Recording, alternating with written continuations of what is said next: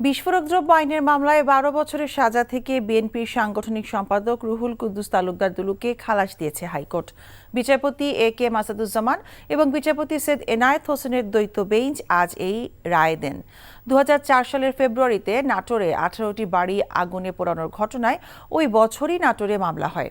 একই ঘটনায় ২০০৭ সালে আরেকটি মামলা হয়, যেখানে রুহুল কুদ্দুস তালুকদার দুলুকে আসামি করা হয়।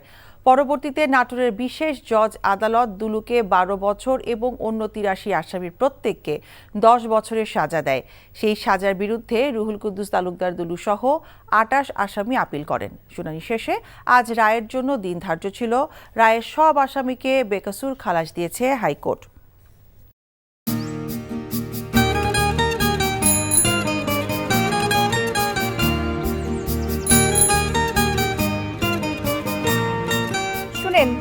পুরুষ মানুষ তো এভাবে ভয় পেলে চলে না, বুকে সাহস রাখতে হয়।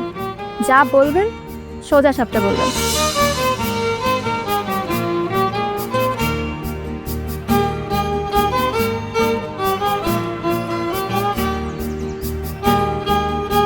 তো এই শীতে যে শীতের কাপড় ছাড়া আসছো, এটা কি ঠিক আছে? তোমাকে দেখার পর থেকে আমার জীবন থেকে শীত, গ্রীষ্ম, বর্ষা সব চলে গেছে, শুধুমাত্র তুমি আছো।